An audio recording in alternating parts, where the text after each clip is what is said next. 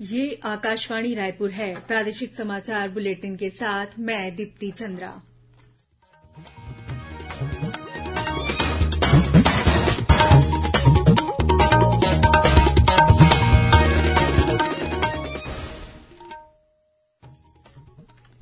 और अब पेश है आज के मुख्य समाचार। प्रधानमंत्री ने नई दिल्ली में वित्त और कॉरपोरेट मामलों के मंत्रालय के आइकॉन सप्ताह समारोह का उद्घाटन किया।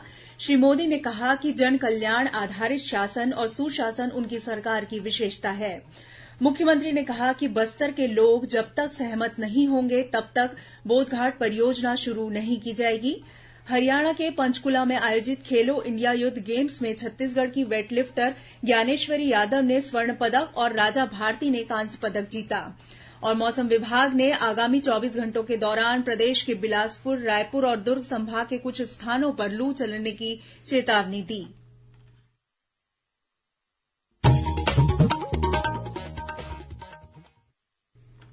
अब समाचार विस्तार से। प्रधानमंत्री नरेंद्र मोदी ने कहा है कि पिछले 8 वर्षों में जनकल्याण ही उनकी सरकार की विशेषता रही। सरकार ने जनकल्याण की दिशा में निरंतर प्रयास किए हैं।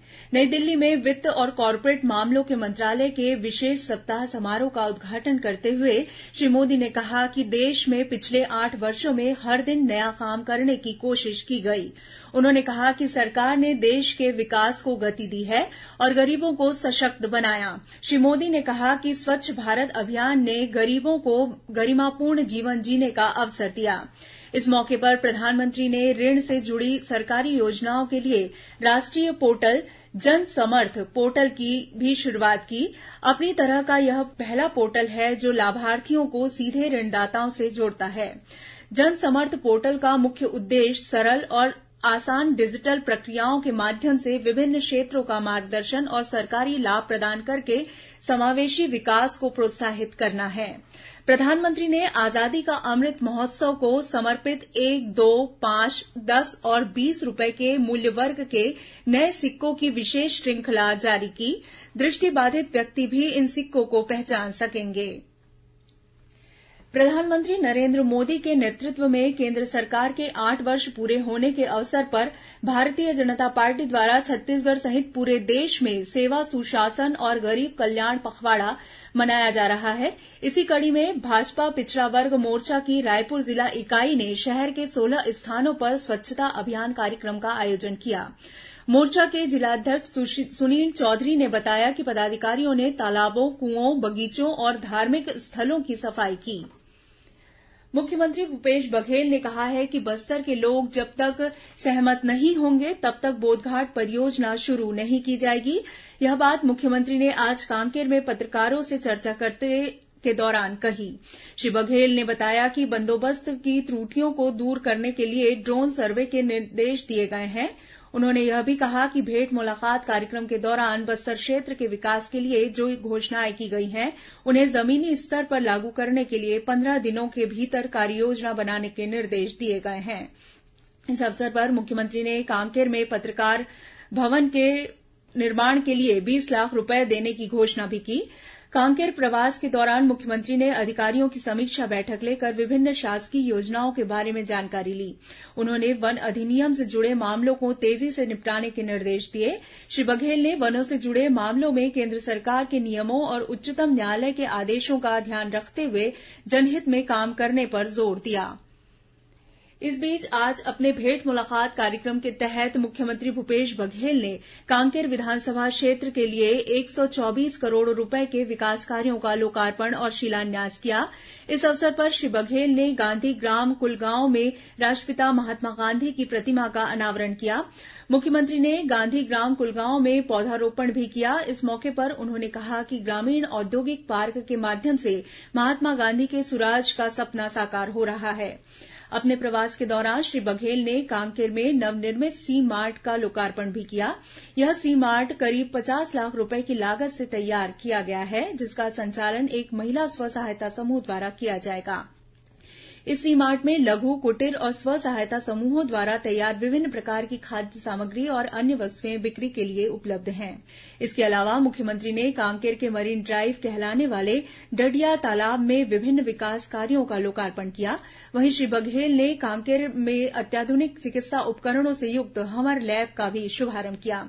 इस लैब में एक ही छत के नीचे 120 प्रकार के स्वास्थ्य जांच की सुविधाएं मिलेगी। प्रदेश के विभिन्न जिलों में रिक्त त्रिस्तरीय पंचायतों के उपचुनाव के लिए नामांकन भरने की प्रक्रिया चल रही है। बीते शनिवार तक सरपंच पद के लिए एक और पंच पद के लिए 7 उम्मीदवार नामांकन भर चुके हैं। इन उपचुनावों के लिए नाम निर्देशन पत्र प्राप्त करने की अंतिम तिथि 9 जून है। राज्य निर्वाचन आयोग के मुताबिक नामांकन पत्रों की जांच 10 जून से की जाएगी। वहीं उम्मीदवार 13 जून तक अपना नाम वापस ले सकेंगे। इसी दिन उम्मीदवारों की सूची जारी की जाएगी और उन्हें चुनाव चिन्ह आवंटित किए जाएंगे। जरूरत होने पर 18 जून को सुबह 7 बजे से मतदान और 29 जून को मतगणना कराई जाएगी। वहीं परिणामों की घोषणा 30 जून को की जाएगी। त्रिस्तरीय पंचायतों के निर्वाचन गैर दलीय आधार पर होंगे। मतदान मतपत्र द्वारा कराया जाएगा। प्रादेशिक समाचार आप आकाशवाणी रायपुर से सुन रहे हैं। खबरों से है आपका वास्ता और खबरों की विश्वसनीयता से है हमारा वास्ता। आकाशवाणी समाचार रायपुर के प्रादेशिक समाचार बुलेटिन के साथ ही हमारे समसामयिक कार्यक्रम आप रेडियो के अलावा अपने मोबाइल पर भी सुन सकते हैं। आकाशवाणी समाचार फेसबुक, ट्विटर और यूट्यूब पर भी उपलब्ध है। हमारा Facebook page Chhattisgarh news on AIR, Twitter handle CGAIR news और हमारा यूट्यूब चैनल है छत्तीसगढ़ AIR न्यूज। तो अब रेडियो के साथ ही आपके मोबाइल के जरिए भी हम पहुंच रहे हैं आप तक। छत्तीसगढ़ की हर खबर के लिए सुनते रहिए आकाशवाणी समाचार। और अब आगे बढ़ते हैं बाकी के समाचारों की ओर। श्रोताओं, आजादी के अमृत महोत्सव पर आकाशवाणी समाचार द्वारा राष्ट्रीय स्तर पर आयोजित की जा रही प्रश्नोत्तरी के तहत आज का प्रश्न है, इंडियन नेशनल कांग्रेस ने किस वर्ष में पूर्ण स्वराज की मांग की थी? श्रोता अपने उत्तर व्हाट्सएप नंबर 8826546262 पर या ईमेल आईडी amritmahotsav@prasarbharati.gov.in पर भेज सकते हैं। इस प्रतियोगिता के लिए एक भाग्यशाली प्रतिभागी को विजेता चुना जाएगा और कल के समाचार प्रभात में उनके नाम की घोषणा की जाएगी। विजेता को ई प्रमाण पत्र और सांकेतिक पुरस्कार दिया जाएगा। विश्व पर्यावरण दिवस के मौके पर कल राज्य में विभिन्न कार्यक्रमों का आयोजन किया गया। इसी कड़ी में राजधानी रायपुर में छत्तीसगढ़ पर्यावरण संरक्षण मंडल द्वारा पृथ्वी अनमोल है, प्रकृति संग संतुलन बनाएं विषय पर संगोष्ठी का आयोजन किया गया। इस मौके पर पर्यावरण मंत्री मोहम्मद अकबर ने वर्तमान परिस्थितियों को देखते हुए प्राकृतिक संपदाओं का जरूरत के अनुसार और विवेकपूर्ण तरीके से उपयोग पर जोर दिया। कार्यक्रम में पर्यावरण मंडल द्वारा पर्यावरण संरक्षण पर आधारित विभिन्न स्पर्धाओं के विजेता प्रतिभागियों को पुरस्कृत किया गया। वहीं बलौदाबाजार भाटापारा जिले में पुलिस विभाग ने सभी थाना, चौकी और पुलिस कॉलोनियों में वृक्षारोपण अभियान संचालित किया।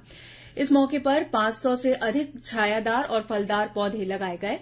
इस बीच विश्व पर्यावरण दिवस पर कवर्धा शहर को golden book of world record में शामिल होने का गौरव मिला।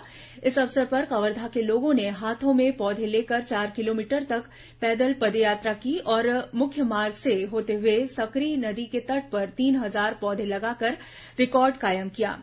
इधर कोरबा जिले के हरिहरपुर में हसदेव अभ्यारण्य के परसरा कोल ब्लॉक से प्रभावित ग्रामीणों ने भी विश्व पर्यावरण दिवस के मौके पर आंदोलन स्थल पर ही संकल्प सम्मेलन का आयोजन किया। इस कार्यक्रम में राजनांदगांव और बिलासपुर के युवाओं ने भी भाग लिया। इन युवाओं ने मोटरसाइकिल रैली निकालकर हसदेव अरण्य को बचाने का संकल्प लिया। भारतीय जनता युवा मोर्चा की प्रदेश इकाई ने मनरेगा के 12,000 कर्मचारियों के सामूहिक इस्तीफे को राज्य सरकार की विफलता बताया है। मोर्चा के प्रदेश अध्यक्ष अमित साहू ने कहा कि अपनी मांगों को लेकर लंबे समय से हड़ताल कर रहे मनरेगा कर्मियों की सरकार ने सुध नहीं ली है। उन्होंने आरोप लगाया कि कांग्रेस ने चुनावी घोषणा पत्र में मनरेगा के अनियमित कर्मचारियों को नियमित करने के जो वायदे किए थे उसे अब तक पूरा नहीं किया गया है। हरियाणा के पंचकुला में आयोजित खेलो इंडिया यूथ गेम्स में छत्तीसगढ़ के वेटलिफ्टर ज्ञानेश्वरी यादव ने स्वर्ण पदक और राजा भारती ने कांस्य पदक जीता है। पदक हासिल करने पर दोनों वेटलिफ्टर खिलाड़ियों को मुख्यमंत्री भूपेश बघेल ने शुभकामनाएं दी हैं। इस स्पर्धा में ज्ञानेश्वरी यादव ने 164 किलोग्राम वजन उठाकर अपने पुराने रिकॉर्ड को ब्रेक करते हुए स्वर्ण पदक हासिल किया है। वहीं राजा भारती ने 211 किलोग्राम वजन उठाकर कांस्य पदक जीता। इस प्रतियोगिता में छत्तीसगढ़ से 13 खेल स्पर्धाओं में 122 खिलाड़ी भाग ले रहे हैं। और अब पेश है मौसम का हाल। मौसम विभाग ने आगामी 24 घंटों के दौरान प्रदेश के बिलासपुर, रायपुर और दुर्ग संभाग के कुछ स्थानों पर लू चलने की चेतावनी दी है। कल राज्य में 1-2 स्थानों पर गरज चमक के साथ आकाशीय बिजली गिरने और तेज हवाएं चलने की संभावना है। वहीं 1-2 स्थानों पर हल्की बारिश या गरज चमक के साथ बौछारें पड़ सकती हैं। हालांकि तेज धूप और भीषण गर्मी से परेशान प्रदेशवासियों के लिए राहत भरी खबर यह है कि कल से राज्य के अधिकतम तापमान में गिरावट का दौर शुरू हो जाएगा। मौसम विभाग के मुताबिक पूर्वी उत्तर प्रदेश में एक चक्रवाती घेरा और पूर्वी मध्यप्रदेश से छत्तीसगढ़ तक एक द्रोणिका सक्रिय है। इसके असर से राज्य के मौसम में बदलाव देखा जा रहा है। और अब कुछ खबरें संक्षेप में। बिलासपुर यार्ड में मालगाड़ी के 3 डिब्बे बीती रात पटरी से उतर गए थे। इस वजह से आज बिलासपुर टिटलागढ़ पैसेंजर और कोरबा इतवारी एक्सप्रेस ट्रेन का परिचालन प्रभावित हुआ। जांजगीर चांपा जिले की बिरला पुलिस ने थल सेना और वन विभाग में नौकरी दिलाने के नाम पर 10 लाख रुपए से अधिक की ठगी के मामले में सिमरिया गांव के एक आरोपी को गिरफ्तार किया है। सूरजपुर जिले के प्रतापपुर वन परिक्षेत्र स्थित कसरी गांव में जंगली हाथियों के हमले में एक बुजुर्ग की मौत हो गई। गरियाबंद स्थित स्वास्थ्य विभाग के गोदाम में आग लगने से बड़ी मात्रा में चिकित्सा उपकरण और दवाइयां जल गई। कोरिया जिले के रामगढ़ रेंज स्थित सलखुर्द में एक बाघ की मौत हो गई है। इस मामले में 2 आरोपियों को हिरासत में लेकर पूछताछ की जा रही है। वहीं मामले की जांच के लिए रायपुर से भी एक वन विभाग की एक टीम भेजी गई है। दुर्ग पुलिस ने मोहन नगर क्षेत्र से ब्राउन शुगर और खुर्सीपार से नशीली दवाइयों के साथ 4 आरोपियों को गिरफ्तार किया है। और राजनांदगांव जिले के बुरतलाव पुलिस ने पशु तस्करी के मामले में 3 आरोपियों को गिरफ्तार किया है। ये आरोपी 33 पशुओं को वाहनों में भरकर महाराष्ट्र ले जा रहे थे। अंत में मुख्य समाचार एक बार फिर। प्रधानमंत्री ने नई दिल्ली में वित्त और कॉरपोरेट मामलों के मंत्रालय के आइकॉन सप्ताह समारोह का उद्घाटन किया। श्री मोदी ने कहा कि जनकल्याण आधारित शासन और सुशासन उनकी सरकार की विशेषता है। मुख्यमंत्री ने कहा कि बस्तर के लोग जब तक सहमत नहीं होंगे तब तक बोधघाट परियोजना शुरू नहीं की जाएगी। हरियाणा के पंचकुला में आयोजित खेलो इंडिया यूथ गेम्स में छत्तीसगढ़ की वेटलिफ्टर ज्ञानेश्वरी यादव ने स्वर्ण पदक और राजा भारती ने कांस्य पदक जीता। और मौसम विभाग ने आगामी 24 घंटों के दौरान प्रदेश के बिलासपुर, रायपुर और दुर्ग संभाग के कुछ स्थानों पर लू चलने की चेतावनी दी। इसी के साथ प्रादेशिक समाचार बुलेटिन समाप्त हुआ। नमस्कार।